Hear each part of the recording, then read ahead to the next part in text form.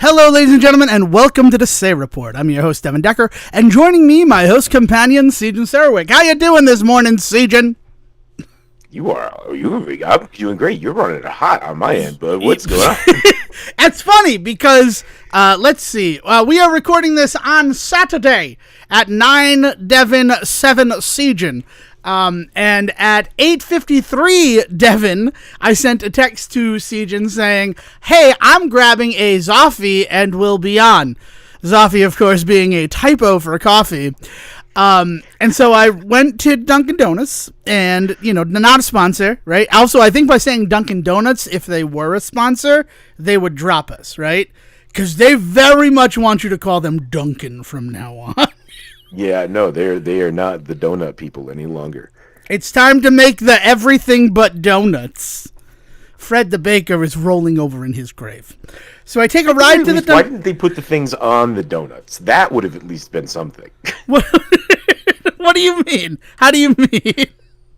Like, use the donuts as the bread for whatever mad sandwiches they sell now. Whatever crazy turkey nonsense and all that. So I'm in the middle of a story, but I'm taking a detour because it has to do with Ed, our favorite show, that will never be seen again. You know what? I found a lot of lost media over the past year. I think I'm going to look for Ed with the remaining 2 months or 1.5 months, whatever. But have you ever had a donagle? No. No. Do you know what a donagle is? I mean, it sounds like a donut and a bagel, which is a wild thought. So, I do not know the episode of Ed because I swear this is just coming off the top of my head, and then I have to go back to the story. This is fun. Whatever, I'm having fun. Mike, the lawyer, Ed's best friend, the lawyer. Well, he's not a lawyer. He's like an accountant. Ed's the lawyer. I don't fucking know what Mike does in that show. Mr. Stevens? No, I'm thinking of... You're thinking of Early Edition, our other favorite show, but that one I own the complete series of on DVD, and it's in the Say library. All the books kind of give it a dirty look, but, Early Edition deserves to be amongst the books in the Say library. I don't fucking know what Mike does.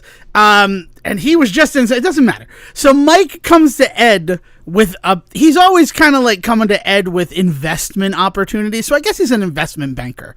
If I had to guess, I remember almost every character except for Mike and Mike's wife from Ed. Probably because they're the more interesting characters, but I digress. In this very, very TLDR on Ed, the bowling alley lawyer show. So he comes to Ed with this idea of a donagle. It's a bagel that's finished like a donut. So essentially it's a plain bagel with vanilla frosting on top and sprinkles. Okay. Which is a terrible idea. Like, just objectively, It's a terrible idea. And Ed refuses to try it. And then the way the scene, it's a cold open, right? Like, that was like part of the bread and butter of the format of Ed was these like cold opens that were just like non sequiturs. So it ends with Mike taking a bite of the donagle and chewing for a real long time. Before, do you want to spit it out? You can spit it out. I'm not gonna. You can, and he like swallows hard, like one of those, right? Perfect for an audio podcast. And then he's like, "It's good." So, in my senior year, I had a bunch of friends who worked at Dunkin' Donuts, and the fun thing. Did you ever work at Dunkin' Donuts? Was that ever like on your resume? I did for all of college, right? 3 months. Oh, okay. Yeah. It was one semester in college, basically. Yeah. So Sejan can tell you, he can attest to this. When you work at Dunkin' Donuts, you can pretty much do whatever the fuck you want with Dunkin' Donuts food. Yeah, that's part of the it's basically part of the whole selling package. It's the benefit. Well, you're not going to get medical, You're not going to get dental, you're not going to get vision. You are going to get the ability to fuck with the food in new and strange ways. However, anything you invent will be the sole propriety of Baskin Robbins I think it's Baskin Dunkin' is the name of the company that owns them. So I used to grab an everything bagel. I would slice that shit in half. I would put cream cheese on both sides of it. I would then put, it was at the time they were doing these really nice, beef sandwiches, so they had this really nice cheese to go with it. So I had that nice cheese on top of that. Then I would put every kind of meat I could get my hands on. And then I would put it together and put it through the heater. So an everything bagel sandwich. Oh my god! Sounds like that sounds pretty good. Anytime I did it for 28 days. Like I always talk, like after the cruise ship, I needed a gig. I got an overnight baking job at Dunkin' Donuts, and I did it for exactly 28 days. The month of February 2011 was the time I worked every night as the baker. It was an experience, to say the least, literally to say the least. But we're going back to that. So I did work there too as well. But in high school, I didn't. I just had friends who worked there. So I took advantage of the fact. Now, the first thing I am going to say is that if you've ever gotten a double sausage sandwich at Dunkin' Donuts, thank Devin Decker for that. Because when I'm like, could I get 2 sausage patties on the the sausage, egg, and cheese? They're like, we don't, how? And I'm like, you just cook another sausage patty. Blew their minds at the idea of a double sausage, egg, and cheese. Blew them. But then I also had a donagle. I'm like fresh bagel out of the oven. I'm like, can you put some vanilla frosting on that and some sprinkles? And it wasn't terrible, but I've only ever had one donagle, is what I'm going to say. And can I tell you the really crazy thing? That one they didn't blanch at. That one they're like, yeah, no, we can put vanilla frosting on a plain bagel for you. 2 sausages on a sandwich blew their minds. I mean, they've probably heard some amazing shit. I mean, we used to get some crazy requests for certain things, especially with coffee orders. People get really wild with basically, can I get 3 milks, 2 creams, a bunch of sugar, and then on top of that, just a little bit of coffee. It's like, all right, sure. Yeah, sure. It's your toilet later, man. Oh God, right? Oh, lactose, you fickle being. But yes, so I go to the Dunkin' Donuts this morning to get it, and there is a long, long line, which is good because I have a little bit of trivia. I have a quiz question for you. It's not a full quiz. I have one question to ask you at the end of this story. So I go there, and it is busy because it is... Notes? What? Should I be taking No, notes? it is not related to anything that I am telling you right now. It is something that, because I was in the car, I heard something on the radio that honestly really surprised me, but then in retrospect it did not. That's your only hint. So if you wrote that down, you'll be fine. So there's a long line at Dunkin' Donuts. Now I pre-ordered it on the app so that, mostly so that my mom has to pay for it, I'll be honest with you. But also because everybody else was getting stuff too. And it's easier if you pre-order instead of being at the window being like, I need, was it a croissant, sausage, egg, and cheese, but with the white cheddar. I need the 2 Wicked drinks, small, just however you make them. I don't want to do that, so I'll order ahead of time. Long line. So I end up getting back to the house at 9:10 a.m. And I'm like, well, fuck. I tell Season I'd be right back, but he'll understand, right? He'll be okay with it. So I pick up the drink, I swish it around, and then I go to put it down. Then I turn, and I hit the utensil rack that is next to the stove. And it hit right at the lid. And there goes my drink down on the floor everywhere. My whole left side of my body is covered in Dunkin' Energy Punch.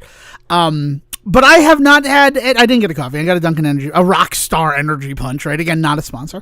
And I have had none of it. And then thinking do I want to get another one? Is it like that? And they're like, we'll order another one. We'll sneakily deliver it to you. Apparently we have a dumb waiter in this house. I'm just unaware of it. But I don't feel like I need the Energy Punch anymore because I'm so wide awake. And there's that. So now, quiz time, and then also the other reason why I'm wide awake for this recording, and more about why we're recording early on Saturday. Well, maybe not everything, but something funny that came from it. And that fact is, Sejan, of the 4 Beatles that are famously known as the Beatles, so not Pete Best, right? Ringo, Paul, John, and Henry? George. George Henry, right? Henry Harrison. George Henry Harrison. Which one was the last to get a number 1 hit as solo or after the Beatles? It's a It's gonna be something wild like Paul McCartney, isn't it? Is that your final answer? I mean, it's either that or it's John Lennon, but I'm gonna say Paul McCartney. It is John Lennon. Oh, see, It's just, I could not believe it. I was a little surprised. Whatever Gets You Through the Night was his only solo U.S. #1 in his lifetime. I mean, that's because it came out in 74 and then he was, assassinated 6 years later in 1980. But yeah, I was surprised. First of all, the other thing though, man, is like the solo projects he was doing were not the kinds of things that made #1 hits. No, they were more number 9s. But it did surprise me. And that's the other thing. Like, being up early on a Saturday means that I get to catch the Casey Kasem Countdown rerun that comes out of, like, Plymouth, Massachusetts. I love listening to that. But I was surprised, like, when Casey was like, well, it's happened for these, and now the circle is complete. John Lennon. And I'm like, God damn, that's kind of not surprising, actually. Like, like you said, like, when you think about the music that he was doing, and the fact that, like, I don't know, I kind of like Paul's and George's songs better. Heck, I prefer Octopus's Garden to some John Lennon song. Ringo's the one that did, no, Ringo, did Ringo write Act Naturally, or did Ringo just propose Act Naturally? I forget. Well, you know what? We have the internet in front of us, my friend. Act Naturally, Beatles Wiki, is a song by the Beatles originally written by Johnny Russell and Vonnie Morrison. So, super old. All right. Yeah. The vocals were perfect for Ringo and John because it was thought that Ringo was a good actor. So, like, that's the whole thing of it. That's why it was chosen for Ringo to sing. That's why it's Ringo. So, okay. Yeah. Which makes... nice. Look at that. We really talking about everything. We finally talked about the Beatles on the show. Is this the first time we've talked about the Beatles on the show? No, this cannot be the first time we've ever. Not when this guy, Sejan, right? These are fun stories from our past. That used to be his outgoing message when you called his cell phone in college. I mean, I got no shame in that. No, it was awesome. It was very cool. I remember. I just freaking all I remember though is being told by a professor that it was not very professional. But then I remember another professor telling you that it was wonderful, that it was an absolutely, like, it was one of the best outgoing messages they had ever heard. And I also know the identities of both of those professors, but it's fun for us and for anybody who knows who we're talking about. Because I bet you know who told Sejan that is an unprofessional message, and who told Sejan that is a wonderful tribute if you were in college with us. Those are just facts. Also, so we're recording on Saturday. This is the weekend of recording. As you know, we got delayed last week releasing it, and then we have a bit of a surprise for next Sunday. But we'll talk about that in the episode we'll be recording tomorrow. Another excused absence episode. So we're recording early, and that's okay, but we're also recording early. Like, usually we go around 11 my time, 9 Sejan's time, so that we never forget. And that's not the case today, because it's Saturday. I have other things going on today. And Sejan, as it turns out, is up early on Saturdays. Is there a reason why? Like, I'm not mad about it. Like, I'm up early on Saturdays as well. It's just... No, it is just possible for me to be up early on Saturdays. It's not like I'm like this all the time. All right, gotcha. I mean, part of the reason I asked if we could go earlier is so that we would then end and I can go back to bed for a little bit. Understood. So I'll try not to overstimulate you. I don't want you to get the zoomies after this recording and be unable to go back to sleep.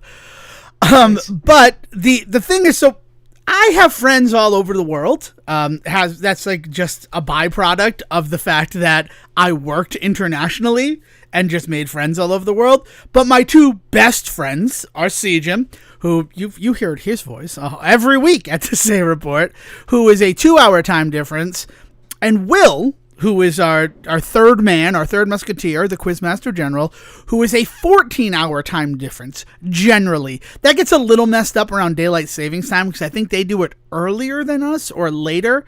Like, there are some times where it's like 13 or 15 hours, but generally I go with 14, because it's easy enough to go, all right, what time is it now?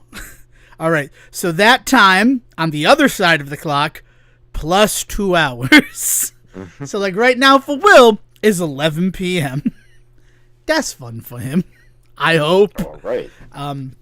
So when I do that, I do time zone math all the time because I want to make sure. I also have friends in like Thailand. Like it's a thing that like I can just do on the fly.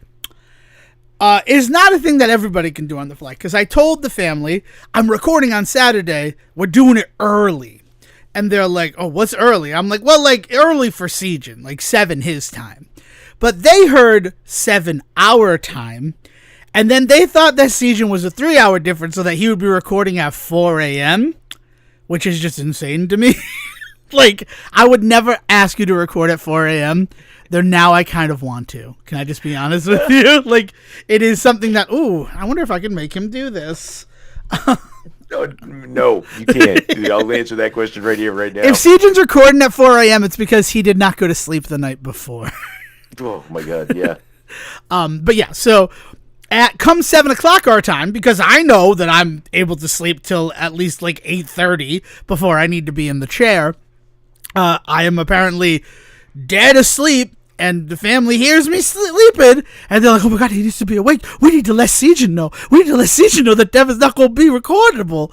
So they contact Sejin at what is 5 o'clock his time to be like, hey, you're recorded today, right? So the poor Sejin getting a message from a family at 5 a.m. I just imagine you all like sleepy-eyed, like the Homestar Runner in that episode where the cheat and he's got the cinnamon on his. He calls the cheat Batman. Hey, Strong's-Head, Batman, what are you doing in my house? Like, I just imagine that's what you were doing. Like, why are you... Yeah, at 7 o'clock my time, which is 9 your time. Why are you contacting me? So, there's already been a lot of fun for this episode that... Like, weirdly, we're recording this whole weekend, right? It is the 15th, 16th of November. 2025. This is coming out the Monday, but it's also kind of like, you know what I like?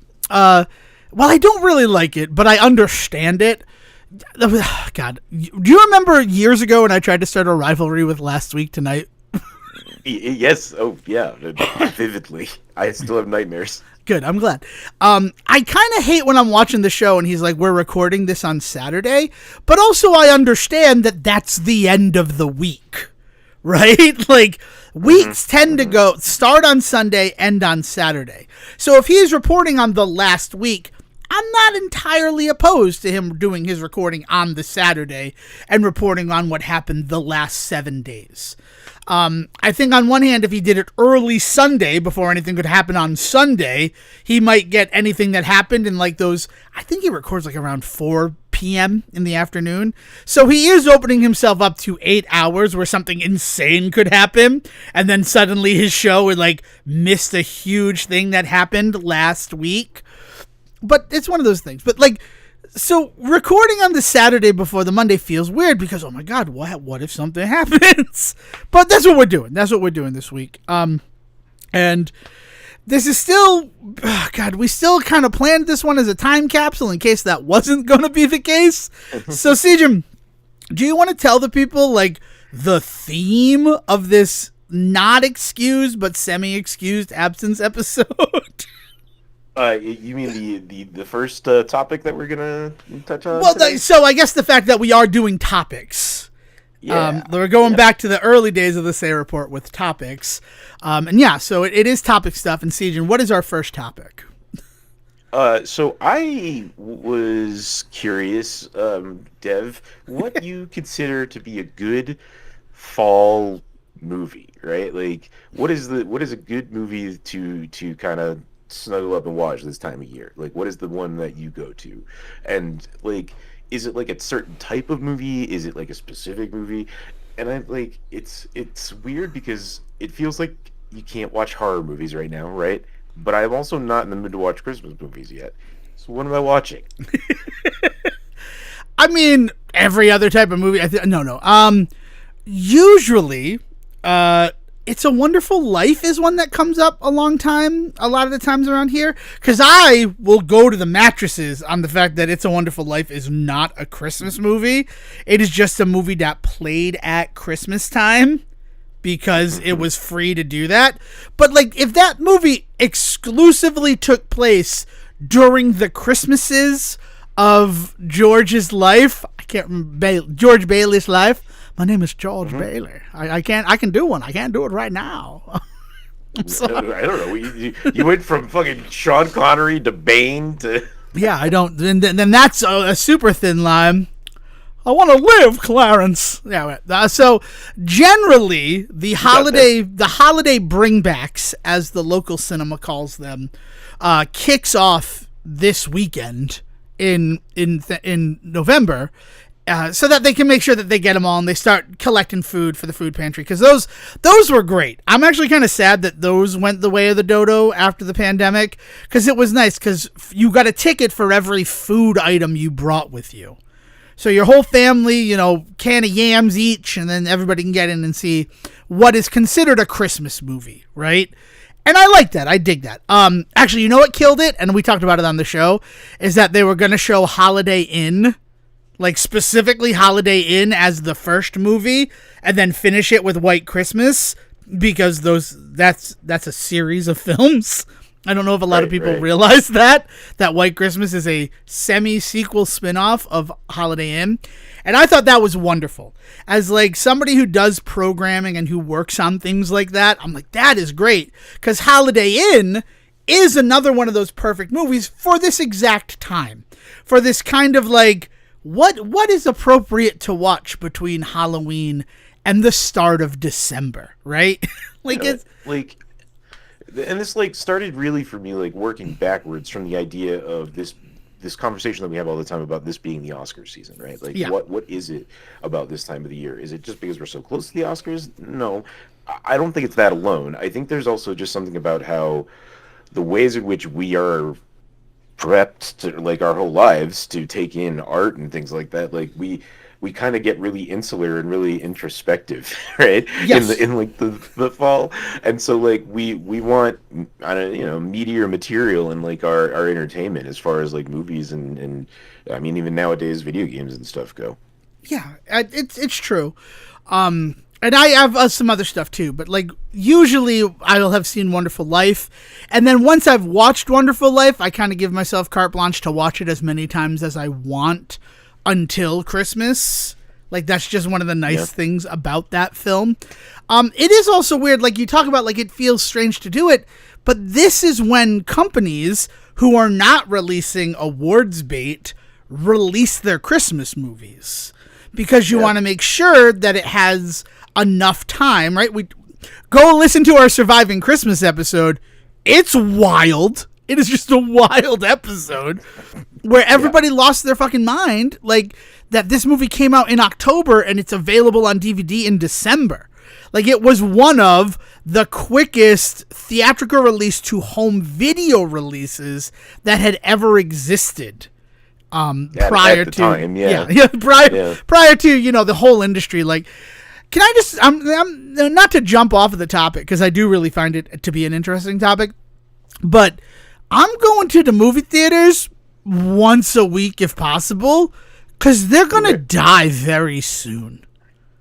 Like there is no doubt in my mind. We are down to one Showcase Cinema in Rhode Island. There are two Apple Cinemas and Cinema World that are first run theaters. And then I don't even think we have any second runs anymore. Like we still have the Avon, which is like an old movie house, but the cable car's been gone for like 7 years. If you just want to like blow your mind. Well, didn't the Showcase in the Providence Place Mall close down? Yeah, so it closed, I think the 26th of October was the last day that it showed films as a showcase. And then, actually, this is fun, because Apple Cinemas bought it. They're like, we're a movie theater company, and we'll buy what would be a perfect place for a movie theater. And their whole hope was to be open by November, but I gotta tell you, I doubt that fucking happened. Like, as much as I would like to believe that they were able to pull that off, that theater needed a lot of work in order to like be a thing. This upsets me. Let's just talk about things that upset me. I'm on Apple Cinema's website. Do you agree to use of cookies to deliver a better site experience? Decline. You should always decline. You've declined optional cookies. As a result, certain features and services may be unavailable. You can update your cookie preferences at any time in the privacy settings. I cannot do anything else on their website. Like, certain features and services includes using our website. So, like, fuck you, Apple Theaters. Apple Cinemas. I'm trying to, like, highlight you. I used to love it. So, like, there's one by, like, not Athol. Oh my God, the other end of the red line. What did you call me? I said Athol, like Athol, Massachusetts. And it looks like that one's actually closed. What the heck is the other end of the red line? It's not Barrington. That's a different place. Not Burlington. But it starts Alewife. Alewife Station. Outside of Alewife Station, there used to be a Whole Foods that former podcast partner used to cover at all the time.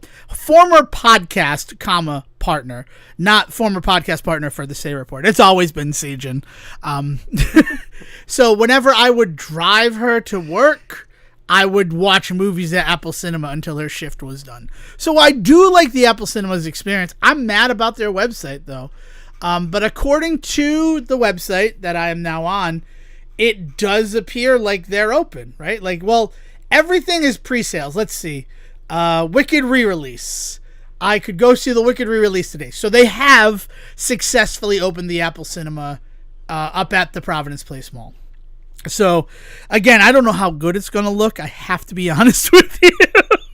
Because that theater was already rough. But yeah, like that's why we're down to just the one Showcase Cinema.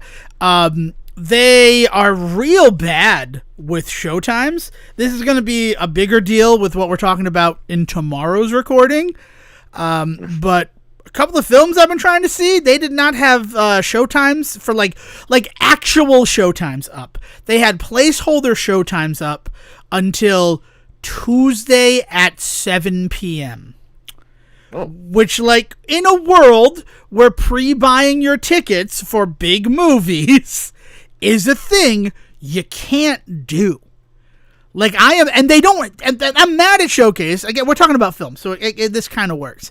I have had so many times where I pre-buy a ticket, and then on the day I look to make sure that, like, I know what time the movie's at, and they have changed the time of the screening that I have bought a ticket for and given me no indication of that.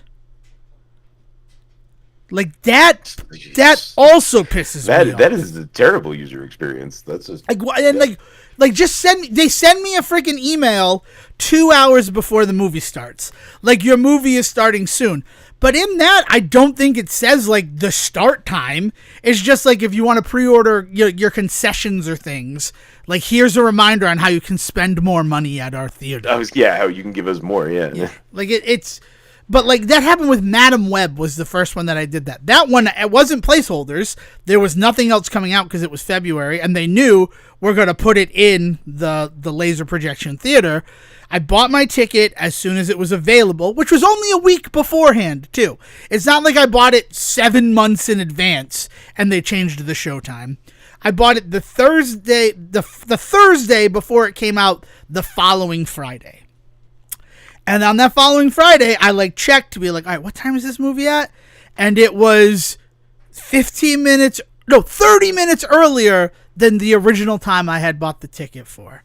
Which means if I just based it off of the fact that you told me I bought a ticket for a 10:45 showing, and I showed up for that 10:45 showing, I have missed 30 minutes of the experience. Which, let's be honest, is probably only 10 minutes of the movie. But that still means that, like, I'm not going to get to see the movie I paid to see.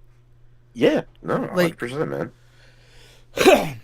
But back to Sejan's question about the movies that we watch at this time, why we're reflective and things like that.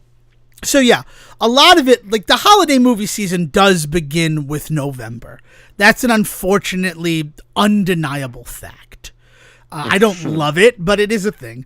But for me, I try not to watch Christmas movies until December. Again, I don't think It's a Wonderful Life is a Christmas movie. It's just a movie that played at Christmas because it was fucking free. Like, it had no rights at the time. Nobody was like, I mean, now it has rights and everybody's like, hey, how you doing? Like, you need to pay us to show this movie that is only beloved because it was literally gutter garbage that we could show for free on our networks and still somehow make money off of the advertising.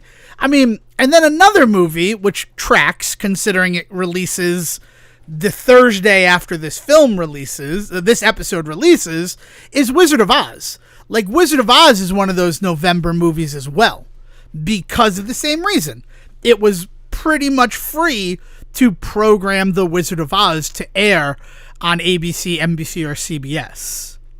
Yeah, yeah. And it's really wild, like the kinds of shit that steer us towards this being just tradition, right? I mean, everything about the not White Christmas. You were just what is it? It's a Wonderful Life.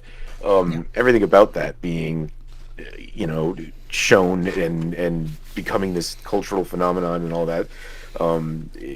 It's amazing that we still watch this movie and like a movie that a lot of people admittedly don't seem to like. A movie that, like, also has no reverence. Like, we definitely talked about this, but the whole edited version that cuts out his suicide attempt. Like, and the whole, like, seeing the world as if he weren't there. Like, what the fuck is that? It's a Wonderful Life. Nobody got mad when, like, Ted Turner recolored It's a Wonderful Life. Right? There are people who watched the colorized It's a Wonderful Life. How could you ever do that? How could you ever be, like, all right with that? And claim to love cinema. I get that some people, black and white is hard for people to watch, but I would never. First, you can't do it. You just can't do it. I don't understand it. Well, it becomes the color palette, right? Like, black and white is the color palette, and so, like, it's part of the art. I don't know. I've got my own feelings about that. It's how the lighting was designed, to be shot on that. Like, I don't know. I just don't know. Well, I think that we are gonna go in this house. I think we're gonna go full Don Bluth. I think that's wonderful. Before we get into the Christmas stuff, I think we're gonna do some of the more, like, weirder animated films that, like, we don't really watch the rest of the year because we're admittedly a Disney household. Plus, on top of that, we've got a lot of friends that have kids, and Disney's just the ones that has. Although a lot of the Don Bluth stuff now was Fox, right? Or was it Universal? It might be Universal. I think it's Universal. Well, I'll look it up while you continue to tell with Don Bluth. I mean, he started with Disney, so, like, there's some influence there and all that sort of. But for instance, my number one go-to this time of year is We're Back. I don't know why, but that feels like there's something about it that feels weirdly educational. Like, there's the whole, like, dinosaur aspect with, like, the museum and how it's better to be learning about them from them, and like that whole angle to it that feels very back to school for me. There's also the fact that, first of all, it is Universal. That one is Universal. It takes place during Thanksgiving. Like, We're Back at Dinosaur Macy's Day Parade, right? They march down the street and everybody thinks they're Macy's Day Parade balloons. So that is a wonderful decision. I will co-sign that because I've been wanting to watch We're Back. We missed it for its 30th anniversary. And I got to tell you, Sejan, this is like just thinking about this as I was getting prepped to do the show today before I spilled an entire energy drink down my body. Is that, like, I'm excited if the SEA report makes it to the 2030s. I'm excited. There's a lot of movies I want to celebrate the 40th anniversary of. We're Back is definitely one of them. I think I've talked before about how one of the big things me and my brother used to collect when we were kids were poster puzzles, like movie poster puzzles. And one of the ones we had was a We're Back one that I remember very vividly. Yeah, I remember seeing We're Back in the theater. Like, that is... Oh, man. And you're not wrong. It is educational, and it's this weird sort of... I mean, even this is... I'm reading this off of the Wikipedia page. It's not so much that I feel like it's educational, but it's not anti-intellectual, right? This idea that, like, this is going to get you interested in dinosaurs so that you then go and learn about dinosaurs. You're not necessarily going to learn it here, but, like, it has this really nice kind of, like, comfy coziness to it because it is trying to do something kind of charming in making dinosaurs interesting for kids. You know? Right. Well, I mean, what I like is, and this is it was designed as the family-friendly equivalent of Jurassic Park, because I mean, it came out November 24th of '93. It is Spielberg, that and it's Spielberg, yeah. So it's like right? It's an Amblimation film. Like, there are not a lot of Amblimation studio films that were actually. In fact, there are 3. Do you want to take a guess at what the other 2 are? Amblimation. Schindler's List. Wow, that is a joke even I would feel like about making. I gotta be honest. I couldn't pull one out of my ass if I wanted to. That's right. An American Tail, Fievel Goes West is the first Amblimation film. The second is We're Back, a Dinosaur Story. And then it finishes with Balto. God damn, do I love Balto. That's a movie I might rewatch this Christmas. That's a good movie. I gotta be honest, I am guilty of just always kind of assuming Balto was a Disney one. I mean, there was nothing more than that person we knew in college who's like, I can't find Anastasia. It's my favorite Disney movie. And, like, you know, we just kind of looked at each other and we're like, we're going to find you a copy of Anastasia. And you know why? Because we're not going to be looking in the Disney section. I mean, it happens, though. Like, that's the thing. Like, it is... Like, and Disney wanted that. Let's be completely honest. Disney wanted us to all think every animated film was a Disney film. Like, as much as Don Bluth was trying to stick his foot up the ass of the Walt Disney Corporation with everything he did after leaving the company, like, the fact that his animation resembled a lot of Disney films was a good thing for Disney.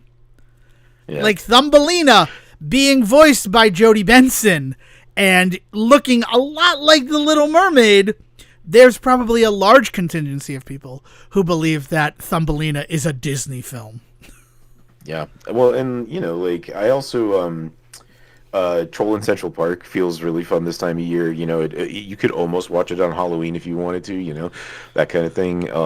But what was the, there was another one that I was thinking of just now that I was like, oh, Rover Dangerfield. I don't know, whatever other time of the year you're going to watch that movie. I don't know.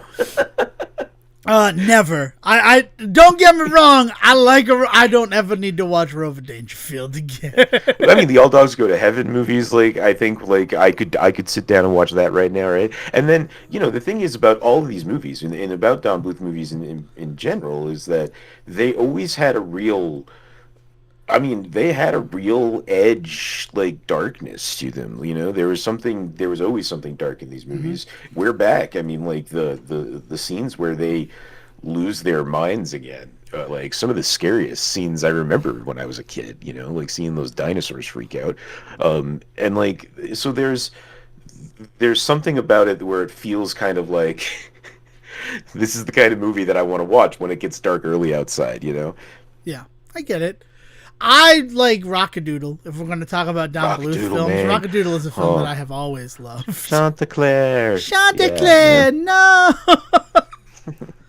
That's creepy. Yeah, man, but even that one, man, the storm scene in the beginning and the owls, oh, shit. Yeah, the creepy stuff. I'm feeling all gross.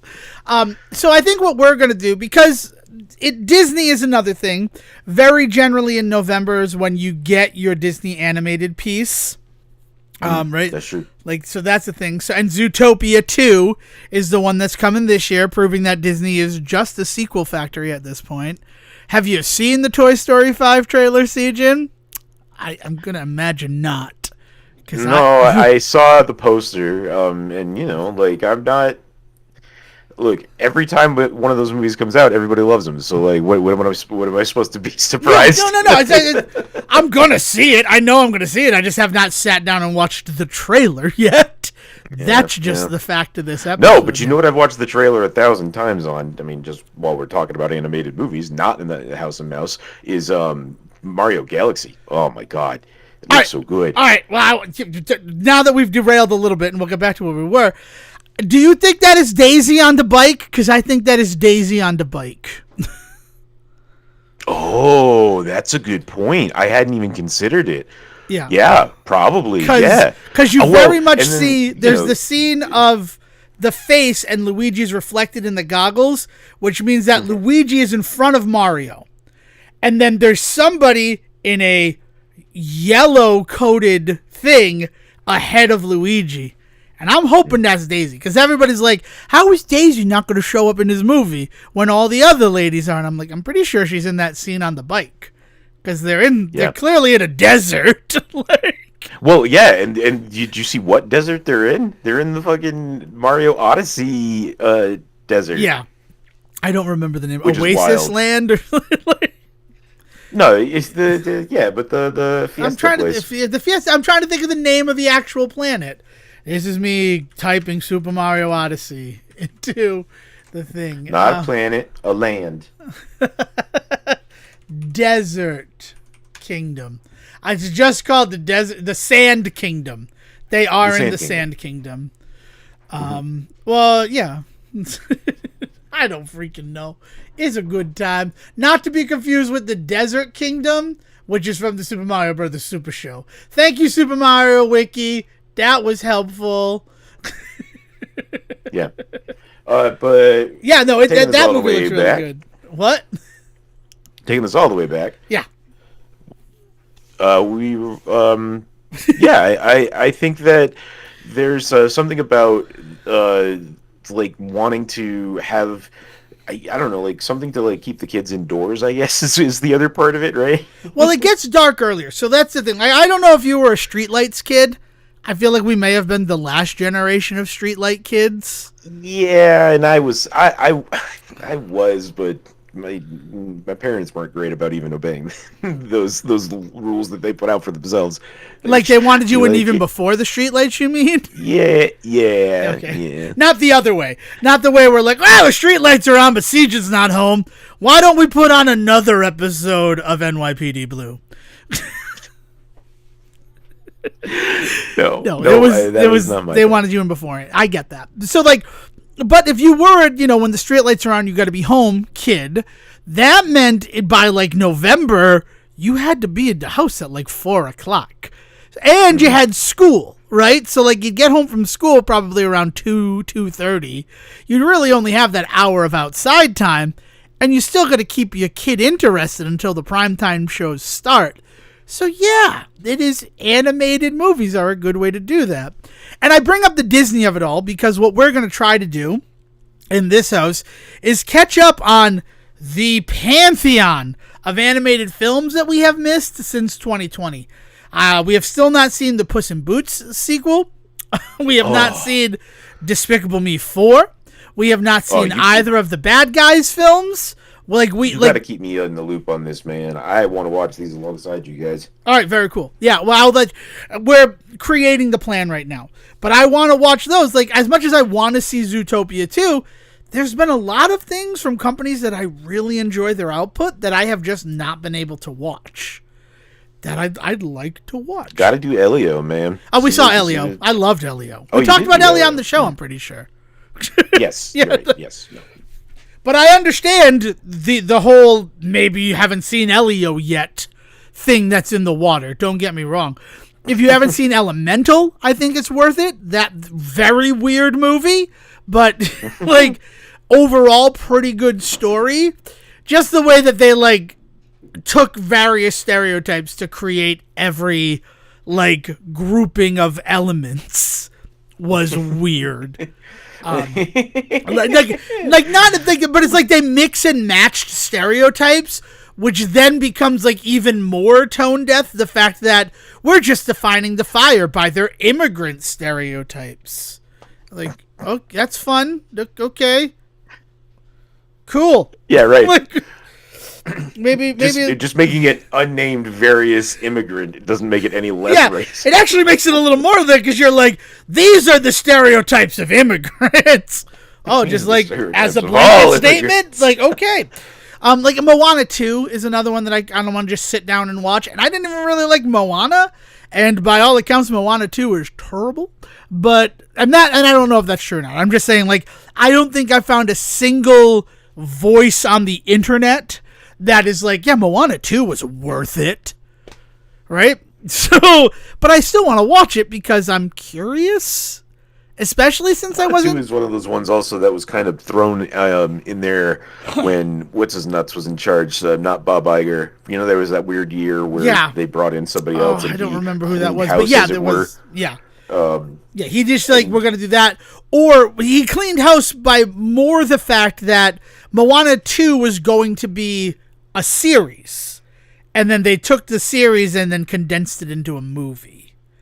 Yeah, well, but he like canceled a bunch of projects, is what I'm saying, and then like fast tracked some stuff, crunched shit, like Dev's talking about, like I'm trying to remember who that was. I don't even want to name him, to be honest. But that was, you're right. That was one of the big things that happened because there was projects that that Disney had in the works that were just gone. You know, Alex Hirsch had some stuff that I believe was working on with them that just wasn't gonna happen, and there was movies that were supposed to happen that that's why they farted out that Artemis Fowl movie.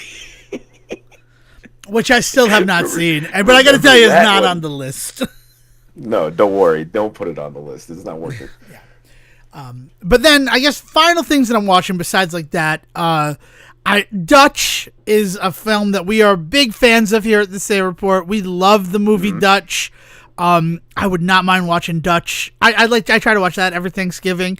And as much as like I prefer Dutch to Planes, Trains, and Automobiles, as much as I do enjoy Planes, Trains, and Automobiles, Planes, Trains, and Automobiles is fucking stressful. And then it sets off a hydrogen bomb in your heart in like the last 5 minutes of the movie. Like, you know, I get it, but those are like actual Thanksgiving films. Same with like Pieces of April. Although again, very stressful movie, but I love the cast. And it's pretty indicative of what Thanksgiving is. But then there's one other thing that I watch during this time. It has become a tradition since I guess it was 2018. It might have been 2019. It was whenever River City Girls came out. So my guess is it was 2019, but I'll double check it because I can type in River City Girls real quick and tell you when it came out. Let's see. River City Girls released in 2019. So this is a tradition that goes back to 2019. And Sejan can tell me if this is a uniquely Coventry, Rhode Island thing, or if this happens everywhere, right? I'm just going to use Sejan as this example. Sejan, what is statistically the worst day of the year to go to your local watering hole / drinking establishment / bar? I mean, St. Patrick's Day is generally considered the worst. Okay, but That's or the day after Thanksgiving is the other one. The day before Thanksgiving is the one. Oh yeah, the Wednesday getting before. Into town, is that the theory? Yeah, everybody gets into town, and that's what I was thinking about with the Friday. Was basically everybody had already seen everyone, but it's the reverse, I guess. It's like in order to get myself the courage for dealing with people tomorrow, or to like escape that. Like I got in at 4:00. I've spent time with my parents, who I don't live with anymore, right? If you're somebody who has to come back to town for Thanksgiving, I'm ready for a break. Let's go to the old bar we used to drink at. I hate it. The Wednesday before Thanksgiving is kind of the day I hate the most in all of the world. So what I try to do is not be in Rhode Island. Like, not even, like, we'll go to a different town. Like, I know it's going to happen everywhere. But I will try to go outside of the state. And I will try to go to, if I can pull this off, a chain establishment that opened in, like, the last year or so. I know that like they seem like hyper specific. No, I get it, because then they're not regulars that can show up, right? Right. It's a chain, so nobody's got like any love for it, right? It's you're really. It's not 20 years ago when we were in high school. This is where we used to come, right? Like, so what we did in 2019 to avoid just terrible Wednesday. I don't have a name for it. Wicked Wednesday. Let's call it that, right? And then it's tied into the fact that Wicked is coming out in a week and all of that. To avoid Wicked Wednesday, we wound up in Worcester, Massachusetts at the Hooters that had opened 2 months earlier. And it was a pretty good night. Like, we had a good time. Like, first of all, Hooters at the time was on that, like, decline where, like, oh, it's not good to go to Hooters anymore. But, like, they still have pretty good chicken wings, right? And if you're not going there to ogle the ladies, like, you could have a pretty good time, right? You have to watch some gross ogling happen, but, you know, like, it's kind of nice to be the table for the waitresses who are, like, just treating them like human beings instead of, you know, walking Playboy models. Yeah. But so that's what we did. Sure, they also get their fair share of white knights too. So yeah, well, I'm not trying to white knight either. I am pure neutral. I'm here for the chicken wings. But yeah, so we did that, and then I don't know how we got on the topic of it, but Dale and I started talking about the Simpsons episodes where the children are born. So, I'm trying to think of the first one.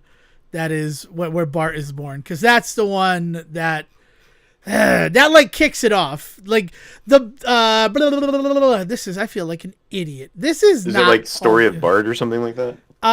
So The Way We Were is the first one that like shows them in high school when he asks her, "Oh, that's why? What the hell is this?" So The Way We Was, January 31st, 91. And then so it's the one after that where, like, when they get married in that, I Married Marge, the pregnancy scare, when Marge becomes pregnant with Bart, and it ends with the birth of Bart at the end of it. So this is what we watched driving home. Dale was like, I'm trying to stay awake. I'm like, load up Disney Plus, all the Simpsons are on here. These are 3 pretty solid episodes. So I'm like, watch I Married Marge, which is about Bart and how he is, you know, conceived and born and all of that. And then you have Lisa's First Word, which is the birth of Lisa, and probably one of my favorite Simpsons episodes ever. It's also the first time that Maggie canonically talked as a baby, voiced by, oh my God, Elizabeth Taylor, which also, you know, ties into the whole thing because she's, you know, Dorothy's daughter. And then the final one is Maggie Makes 3. Like, that is a nice little trilogy of episodes of The Simpsons that, because of that night driving home from Worcester, Massachusetts, and Dale struggling to stay awake, and I'm like, just watch these episodes of The Simpsons. They're not offensive. They're good stories. They're good, like, sibling stories for us going back home right now. I have watched those every, like, November Thanksgiving season since 2019. Just because of that memory that's tied to it. So I know that's not like a movie, but it's viewing, right? It's what do you call this, like, time of year? Because, like, everybody right now is convinced it's already Christmas time. Heck, I feel like Christmas season started on October 15th this year. Like, I'm going to be that guy. No, the number of Christmas trees that have already been up for weeks around here is astounding, to be honest.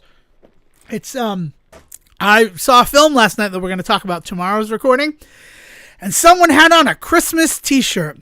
And not like a Christmas t-shirt like a Christmas sweater, but like they just had Christmas written on it. And I'm like, that, okay. Like, cool.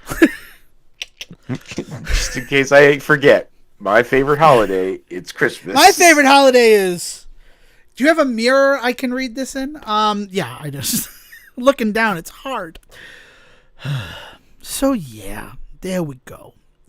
What's our second topic? I know that we have other topics to discuss. But yeah, right. We're going gaming.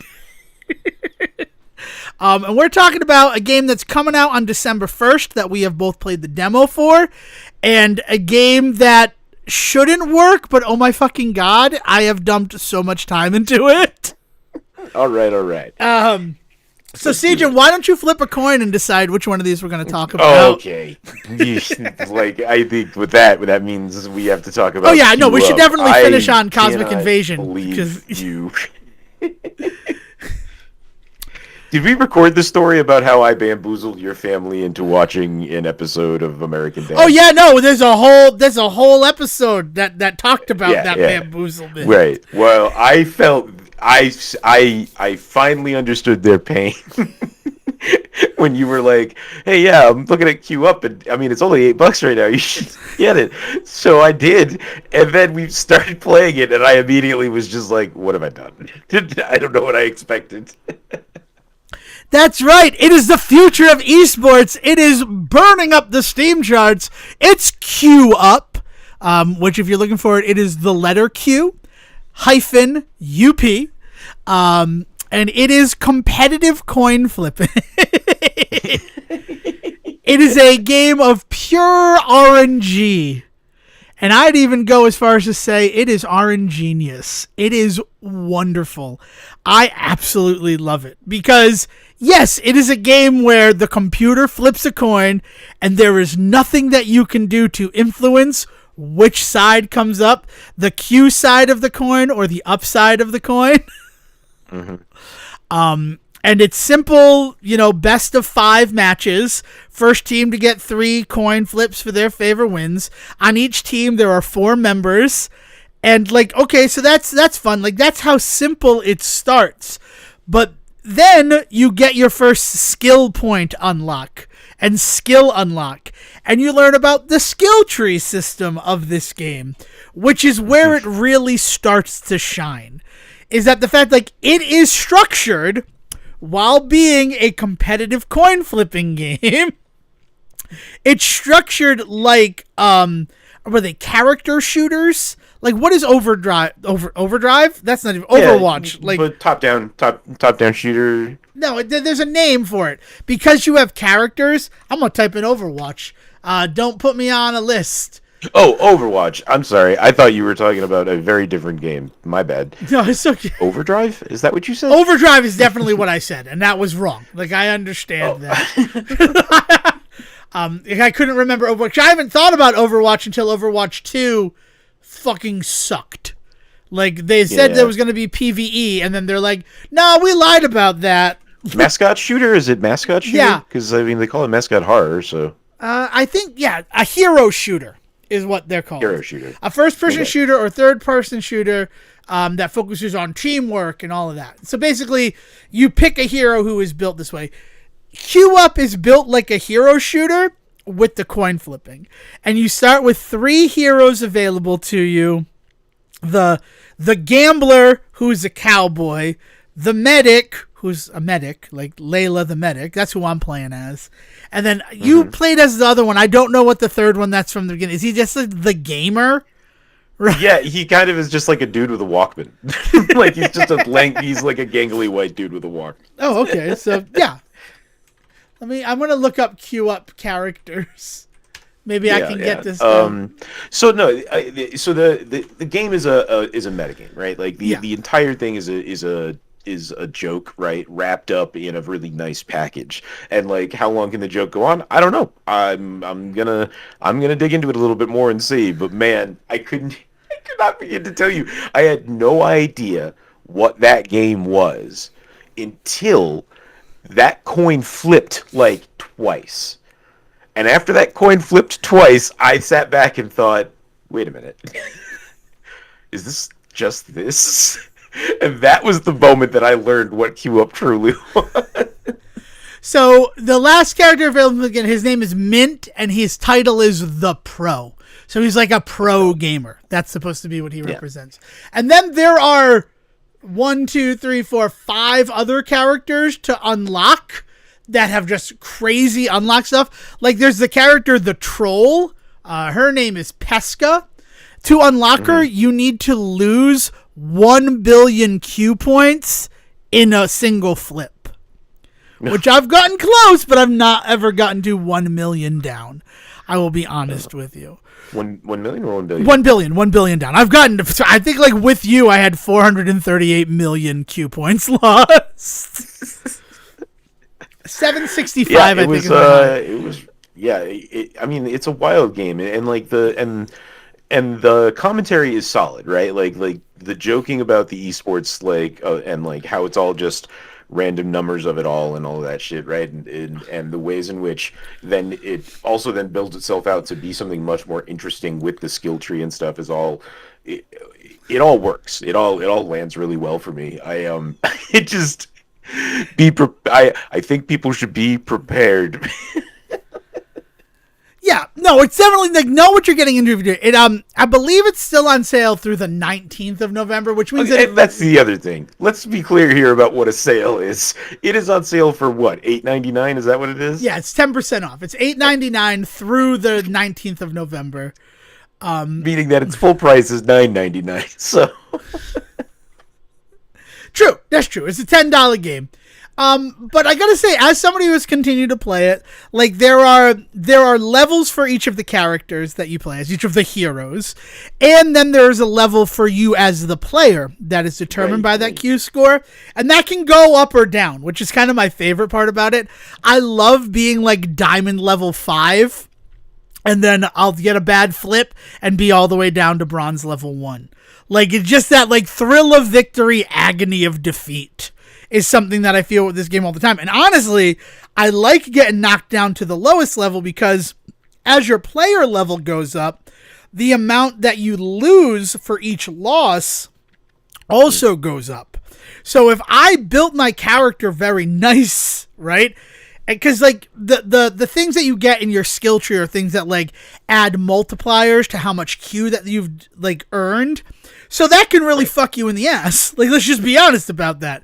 Because, like, oh, I have 11,000 multiplier. 1100 multiplier of negative 1,000 points. That's going to suck for me. I'm losing a lot there. But if I can make that positive, then times the 1100 multiplier, I'm getting some solid level ups. Yeah. Right. So if I can be at the lowest level so that, like, a loss only loses me, like, 100, all of the other multipliers that make my Q go up, like suddenly I get that big multiplier that I'm able to get from how I've built out my character, and I earn, like, I've not earned 1 billion yet, but I've gotten to like 868 million Q in one thing. I've made it to master level, which is the thing after diamond level. It goes bronze, silver, gold, platinum, diamond, master. And then there are more levels instead of that. Like, to roll credits on this game, you have to reach novice rank. I don't know how to do that. I don't know what is between master and novice, which I think is hilarious that, like, that's how it goes. Because it's not like you're a master of, like, uncompetitive, right? Like, you're casual, which is what bronze through diamond rank are. And then once you make it to master rank, you're able to enroll in a tournament, right? Because there's a whole other side that we haven't talked about where you're receiving emails about all sorts of stuff from this fictional game company and from other fictional companies. Like, I invested in a fake crypto scheme in the game, and I kept putting it off. Like, it's like the 10 gems that you initially invested are now worth 0.000063 gems. So it's like, oh, that sucks. But I'm like, oh, eventually it'll go up. I ended up turning 10 gems into 202 gems. That is the closest I'm ever going to get to cryptocurrency, Siege. And I just got to tell you that. You don't need to worry about me. But like, that whole thing was wonderful. So then there is this, you get a couple of emails about this tournament, but you have to make it to master rank to enter the tournament. And then once you enter the tournament, every flip is now like a tournament sanctioned match and like more commentary, because it says like Swiss shard style tournament, or like, you know, losers tournament. Like, so it's like, it's having fun with the fact that like there are hundreds of tournaments in esports. The game's like it's a little late to release because esports kind of already had their shining moment and it's sort of drifting away because of all the controversy that came. They really kind of speed ran what a competitive scene can be. Esports. Yeah, but I think though the other thing that this game is really leaning into as far as trends goes is the deeper game of it all, right? Like the game within a game stuff. You know, like we're at a time where a few years ago Inscription was one of the biggest ones, and the whole thing about that is discovering the larger game. But even like Tunic a few years ago, which I know you didn't love, right? But Animal Well I think also had a little bit of this. Fez all those years back, right? Yeah. Kind of, but this idea that like you are the mechanics on the face of the game are not necessarily the game you end up actually playing, right? And it's interesting to hear that you were liking this so much, because generally I think every time we come up against a game like this, you don't like it. Well, so I think what works for Queue Up is that, like, I just love how I can do it in the background. Like, I can be playing Hyrule Warriors and have it going on another screen. So it's like it's a nice idle game. Right, to do. Yeah, there's to a use good like that cookie clicker element to it as well. Yeah. So that part is fun, but also when I give it my full attention, like I will just lose myself in the math of it, and it feels like with Tunic, or the other one that I think of is Axiom Verge. Like those games sell themselves as one thing, and then eventually grow to be this grander thing. That is like, this is not what I signed up for. For Tunic, I signed up for like what felt like a Zelda-like game. And honestly, I've talked about Tunic before, and I will add to this. Tunic also used that big mystery and everything that it grew into as an excuse to be not very much content. Like, it's basically just the light world from Link to the Past. And that kind of bums me out. There's not, and I know that's me, but it's like, and that's what for me, like, it's like, I was expecting this whole other grand thing, but what the whole other grand thing is just like hunting down small things, and it doesn't change the final fight. In fact, if you find everything, you don't fight the final boss. Like, it's to avoid a fight. It doesn't add a bonus fight. I didn't dig that. I also didn't dig in like Axiom Verge, where like to 100% it, I had to speak to other people. Cause like there were like not every version of the game had all of the clues. So they required some of that community building. That's the stuff that didn't work for me. Queue Up very much from the beginning wears what it is proudly on its sleeve. Mm-hmm. And even then, like the little changes and the way that they like grow, because once you reach master level, you're able to purchase honor duels, and now every coin flip like match, I fight with someone on the other team, and so I need to build up my character in order to be able to win fights. like currently my medic has a crowbar equipped because that's the only weapon that's come up in the shop, but like she hits the other person with a crowbar. And then that's a whole other like mechanic that you have to learn, is like buying weapons from the shop and how to equip them, because they don't go in your gear section. There is like an equip page. So like the first couple of fights, I thought nobody was doing any damage to anybody because nobody had weapons equipped. And then as soon as I got a weapon, I'm like beating those people who haven't looked into that whole mechanic of what honor duels mean. And that's a way to like level up your character faster, or to get bonuses to like the queue and the gold that you earn. Like it's introducing mechanics in a way that's like, just when you like found, I've reached the end with Queue Up, right? There's only so much one can do in a competitive coin flipping game. It introduces something else, and then suddenly I'm like, I keep finding myself whenever I play it being like, just one more match. And then 3 hours have gone by. Yeah, that's how that shit gets you, man. No, that's awesome. It was a blast, especially playing together. That was also really silly. And that was, that we could online it together was wild. I will admit this. Like, I thought that might be fake. Like when it's like that you can build a team with other people who are playing. One of the reason I twisted Siegen's arm to purchase the game was so that I could say like, hey, let's see if we can actually squad up and attack this together. And we could, and that was a blast. And like once Siegen gets to a higher level, like we can actually discuss strategy on how to make it so our characters synergize well. And we can be a real force to be reckoned with. We found it. We found our esports, man. Yeah. The Say Report esport team coming to you soon. Claude, there's still an invitation for you. Right? Like you're like, I think I get the bit. There's more bit to get, buddy. Oh man. We're easy to please. Well, again, it's like it's fun background. Like we could be playing Q up while we record the show, and I don't think that it would be that intrusive. That's the thing that I'm saying. We're not right now, but you know what? Our next report episode, we might. I'm just saying. We might do it.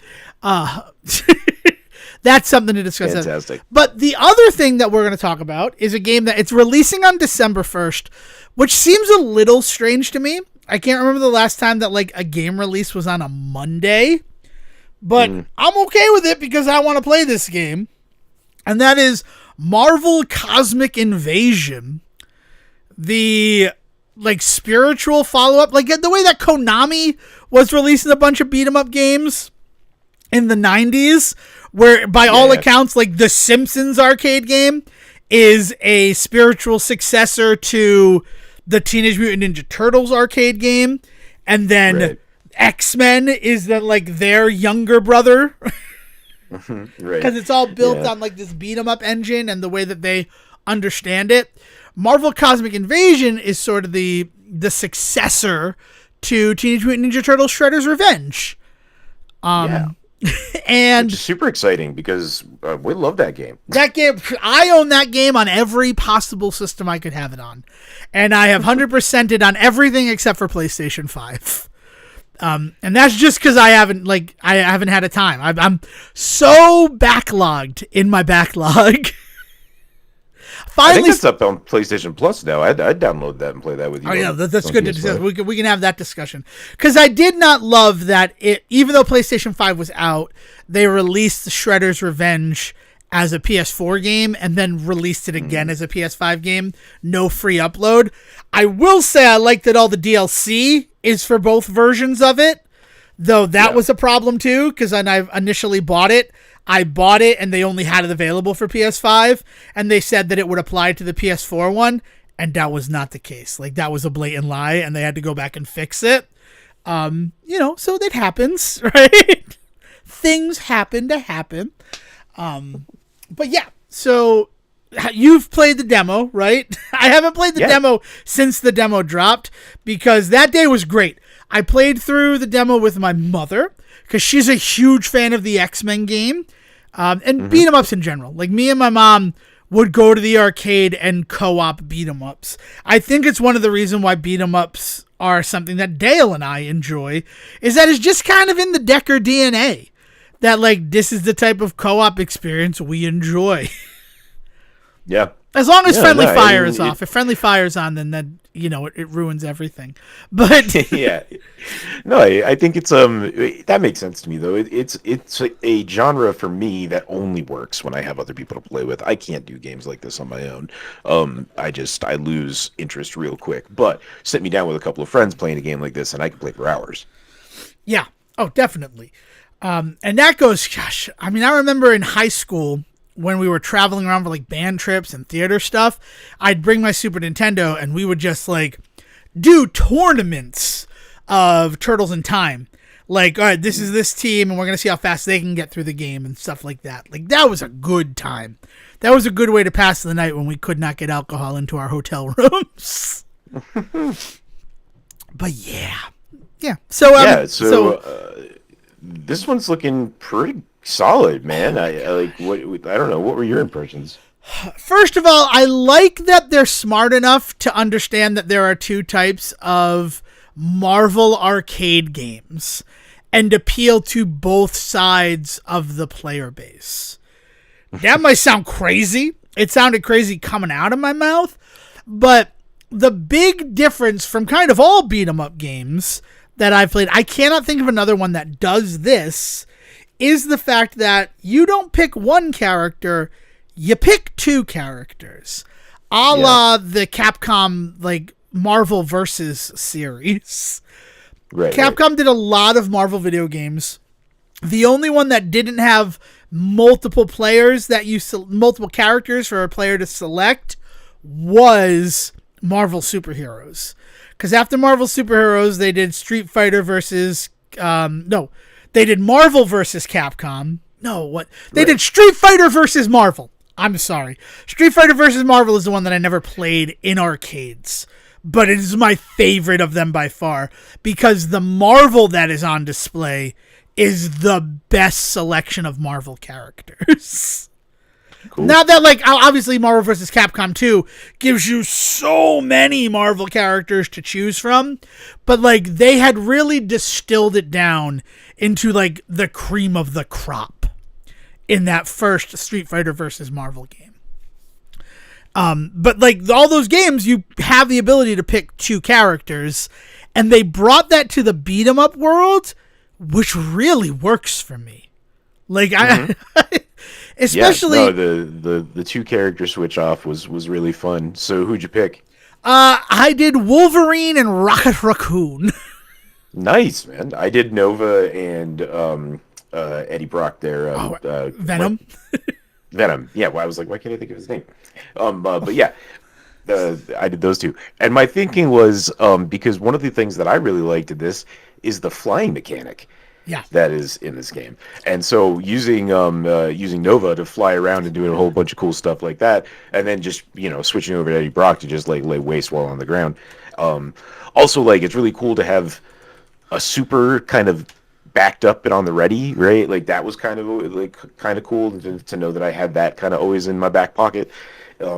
Yeah, it was a blast. I don't know. I mean, and also, just like with Shredder's Revenge, it just looks so good. The art is beautiful. Yeah, it's pretty, but it's also like it's a little soft. Like, it doesn't feel like some of the Marvel versus Capcom games, especially, have gotten really Rob Littlefieldy, as it were, with the muscles and the pouches and the honestly, like, can you blame him though? Rob Littlefield was who was working with it. I mean, look at the Marvel vs. Capcom 1 and 2, like the first two games, which are totally Rob Littlefield. You are not wrong about that. But then look at Marvel vs. Capcom 3 or Marvel vs. Capcom Infinite. I would pick those first ones any day of the week and twice on Sunday, because they're just gorgeous character sprites that are very expressive. Marvel vs. Capcom 3 does a pretty good job with a lot of them in making it. The problem with that one is that it was at a time where, we're going to make all of the Capcom characters look like they do in their games. So visually is kind of hard to, like, take in. Like, it's beautiful cell shading and stuff like that, but, like, Chris Redfield looks like he's from Resident Evil 5, and Mega Man looks like he's from Mega Man. Right. So, like, just think about that. And then all the Marvel characters, they kind of look flat because they just have, like, one visual style that they're all a part of. It's not like the Marvel vs. Capcom games where they said, okay, we're going to create character models for all of these characters as if they exist in the same universe. Not like universes are colliding. And then, like, that's the big issue. Like, Infinite is just, I can't believe that game came out. Like, I'm talking about it. The way that people treat Sonic the Hedgehog 4 like it never existed is legitimately how my mind treats Marvel vs. Capcom Infinite. Yeah, but yeah, shame. But this one's looking real pretty. Oh yeah. And so yeah. So the other one that I did, that was with my mother. I did Wolverine and Rocket. She did She-Hulk because my mother loves She-Hulk. It's just a thing that I'm going to completely believe, like, without a doubt in my mind. She did She-Hulk and Venom because those are two characters that she knows. She didn't like Venom because he's a little slow, and she also didn't like She-Hulk because she was slow. I'm like, yeah, you picked like a powerhouse and a grappler, ma. But she's like, but they're the characters I like. And I say that I'm trying to think of what I said about how someone became a superhero. Like, because it's not, it's She-Ra. A She-Ra character came up like on Walmart's website available. The Peacock character. I can't think of her name, but it's the one of the Princess of Power like characters who's a female and she's got peacock stuff. And so I asked a question about the fact is because peacocks are traditionally male. Peahens do not have the colors. Like, yeah, all the birds that are beautiful are the men because they're trying to attract women. That's why we call it peacocking, which is lots of fun. And I'm like, you don't know who She-Ra is, ma? Is like He-Man's cousin who got her powers from a blood transfusion. And I got to tell you, like, all the lights got low in the house and all sound stopped as my mother glared at me with intensity and said, that's how She-Hulk got made. That's not how She-Ra got made. She was mad at that joke because she likes She-Hulk. I know that. So that whole thing happened. And then I also got to play with, he already got one mention this episode. It says number 2 for Claude. Claude and I sat down and played through the demo together. And on that one, I used Nova and Phyla-Vell. Let me tell you the character I'm never going to use again. Oh, no. Phyla-Vell is, it's not fun. Like, you see, like... What's the pull for Phyla? Like, what... Is there, like, a movie coming out that I'm not aware of? Or, like, why? So, basically, it's a way to have... So, it is cosmic invasion, right? So, you have a lot of cosmic characters... Right? Like the fact that Rocket's there, the fact that Nova is there, the fact that it is specifically Cosmic Ghost Rider, who is the Ghost Rider who is represented. Silver Surfer, right? Like a lot. Beta Ray Bill. Jesus, I forgot that Beta Ray Bill's going to be in it. Like they tried to make it. There's 16 playable characters in this game that we know of. And I'd be very surprised if there are more than that. But let me do a quick thing.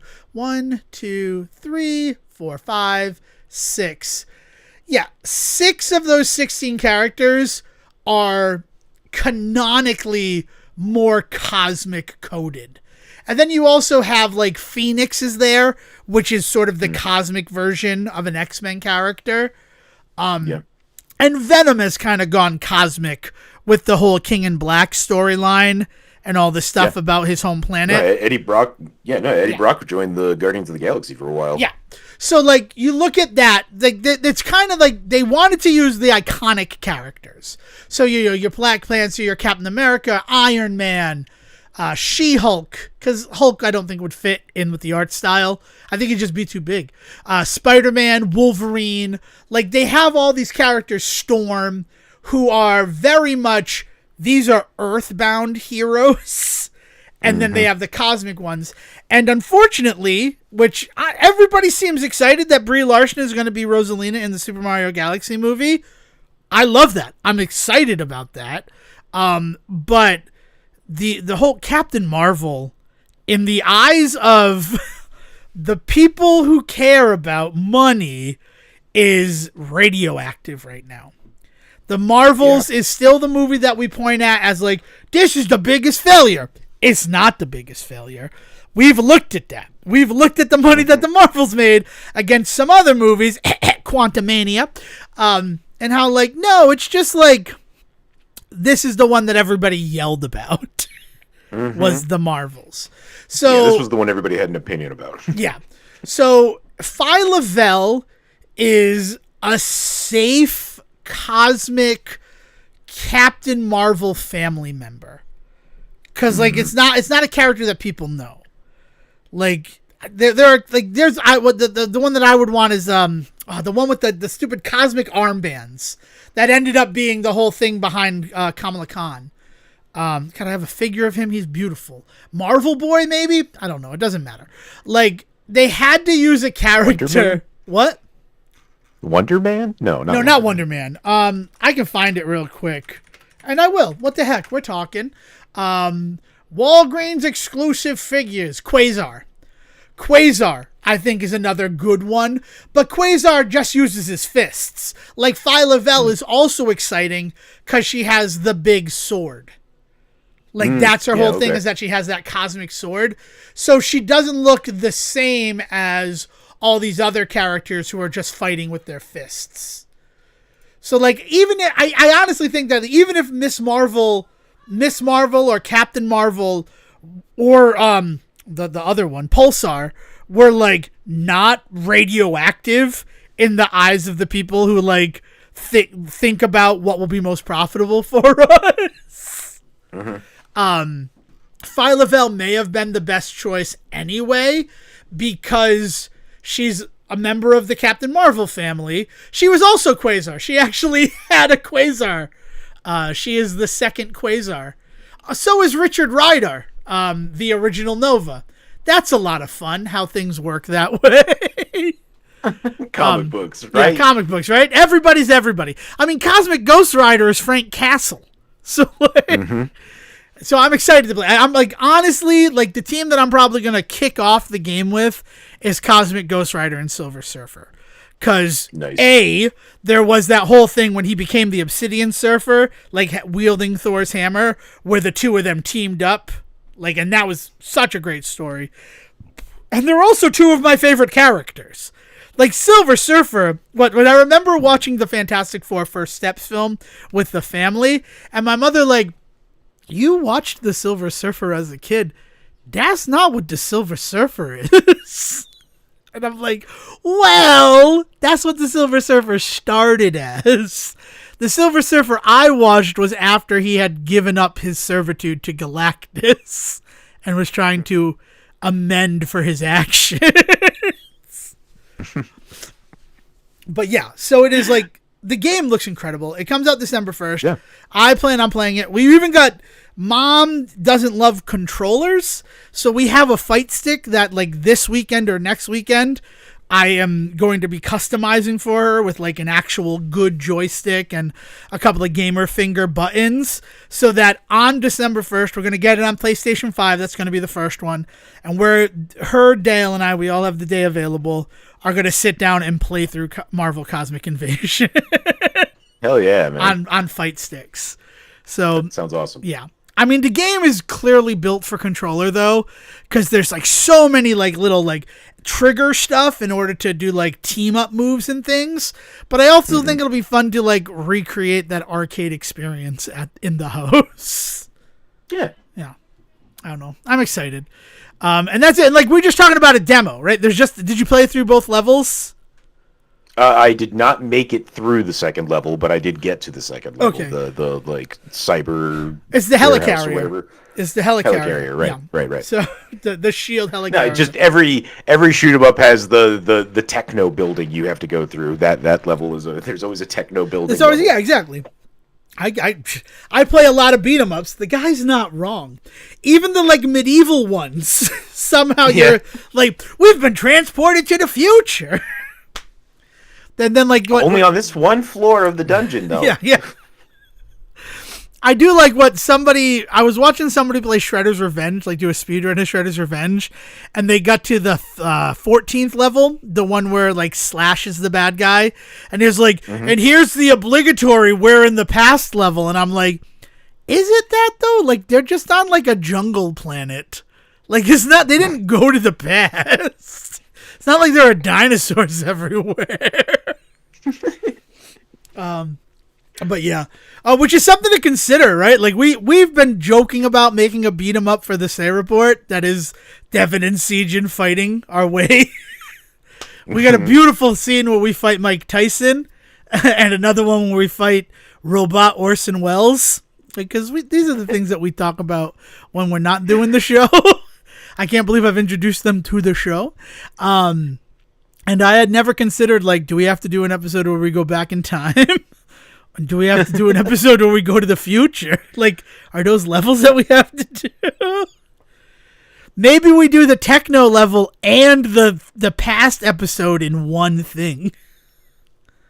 Techno past. Let's kick shell. I don't think we can say that. We can say it. We can say whatever we want. It's our video game. I don't think that's how that works, though. I don't think you can just say anything you want.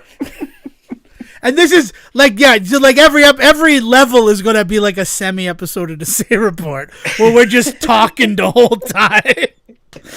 It's gonna be like Desert Bus. We're also gonna fight things, though. So if you're a developer who wants to make the Say Report beat 'em up game, like, we're looking. Beat 'em up. You heard what we just said. You got basically everything. So, yeah, it's pretty much. You got, like, that's it. You can create it. You just need to have one of the bosses needs to be us accidentally landing in a boxing ring against Mike Tyson, and then the other one is that we're looking for something secret in Hollywood, like some secret Hollywood document or something, or like the director's cut of Spawn. And then we end up coming up against Orson Welles, and then he's got like spider legs because he's robot Orson Welles. No, he has to be a big robot spider, right? Yeah, and we defeat him by throwing frozen peas at him. Yes. Ah, yes, delicious frozen peanuts. Well, bottles of wine, right? We get him so drunk that he staggers around. And he staggers and falls off the roof. Ah! Because, like, one of the other things is the fact that, like, we're just normal guys. Like, how are we going to beat up a robot? So then, yeah, the fight becomes like a gimmick where we have to, like, survive until a bottle of wine shows up. And then, yeah, this is good. This is a fun time to talk about. Once Marvel Cosmic Invasion comes out, we will talk about the game in its entirety. But right now it's a beautiful demo. I think it's still available, right? Like, that's the thing. I don't know if they pulled it down or not. I'm going to check on Steam right now, because it's worth it. Like, that's the thing, is that, like, I'm not a big fan of demos a lot of the time for games because it spoils things. I feel like the stuff that they explore in the first 2 levels of this game doesn't really spoil much. It just gives you a beautiful idea about what the world will be like, and it allows you to experiment with, are like 6 characters available or 8? Like, I'm trying to think of I think it's 6, but like right off of the, out of the 16 that'll be there. Yeah. So if you're somebody who's going to be playing the game and you want to, like, find your character now so that on release date you don't have to worry about that, like, it's pretty much worth playing. There are 8 characters available in the demo. 8. Yeah. It's Spider-Man, Venom, Captain America, Wolverine, Storm, She-Hulk, Rocket, and Wolverine. Yeah, and I'm not, like, the movesets, like, just the traversal movesets are wild. Like, with Venom, the whole swinging thing that you can do where you, like, swing, but as, like, basically a Venom cannonball. Yeah. Is just wild. That's the other thing. So, like, when I played it with Claude, I did Phyla-Vell and Nova, found that they were very similar characters in a lot of ways. Nova better than Phyla-Vell. Again, I don't think I'll play as her again. Claude did Spider-Man and Venom, and he'll correct me if I'm wrong. So, like, be prepared for a correction. Not next episode, but the episode afterwards. if I'm blowing smoke out of my ass. He's like, it just feels like I'm playing as the same character. This was a mistake. Because it just feels, Venom just feels like slower Spider-Man. But also, he's more fun than Spider-Man. Because of exactly what Sejan talked about. That whole, when he swings at people, he turns himself into a wrecking ball with Venom's teeth and tongue. Like, it's a fun Venom. It's not a Mac Gargan or a Flash Thompson Venom. They nailed Eddie Brock Venom in it. Yeah, God, I'm so excited for it. I'm glad that you're like, we should talk about this because we haven't yet. And yeah, no, we haven't yet, and we friggin' should. Yeah. Yeah. So I think that's it. I think that covers everything that I wanted to make sure that we did in this one. Is there anything else you wanted to make sure we hit in this Jim? Let's wrap this one up. All right. So here's the last thing before we go into our outro is next episode, we're going to be talking about some movies. So if you want to make sure that you're prepared for that, there's 3 movies that you want to check out, right? I love when we do a trailer for an episode. Like, that's one of the unique things about when we have, like, plans, right? Surprise, surprise, a lot of the times, we're just kind of doing this by the seat of our pants, people. But I want to talk about what is my definitive trilogy of 2025, which is, of course, Roofman, Regretting You, and The Running Man. So, next episode, we're going to be talking about Roofman, Regretting You, and The Running Man. And maybe some other movies around that as well. Now You See 3. Like, I want to make sure Sejan sees it before we talk about it, but I have seen it, and I'm a fan. I'm going to just say that. Like, and just in case it gets pulled out of theaters after 2 weeks. So, like, but if those are 3 movies that you're interested in, which I think the one that most people who are in the demographic for this show is clearly going to be Regretting You. No, I'm kidding. It's The Running Man. I think The Running Man is the one that most people care about. Just, like, see it or understand that there's going to be spoilers for Roofman, Regretting You, and The Running Man next episode of the Say Report. So prepare yourself as necessary. Also, if you're listening and you're here because of the Adam Sandler Cinematic Universe, we did have some things happen. I'm not really ready to talk about them on the show yet, but our release for the November episode where we're covering Happy Gilmore 2, it was delayed a week. So look for that on November 21st. I'm excited to do that one. Where are you feeling about Happy Gilmore 2 season? Have you seen it yet? Yeah. Right, good. No, I'm excited to talk about it. It's gonna be a good app, I think. Yeah, I think so too. All right, cool. So that's everything there. Now for the outro. Thank you for joining us for this episode of The Say Report. If you liked what you heard, you can keep the conversation going by joining us in the Say Report Discord. Invitations to join are available wherever we are on social media, which as of this recording is still Facebook and X, formerly Twitter. So just go there, look in the bio. There's an invitation to join the Discord. You can see all sorts of crazy stuff that we're chatting about there. If you're not on social media, though, you can always contact us directly, thesayreport@gmail.com. And we can facilitate you with an invitation to join the Discord.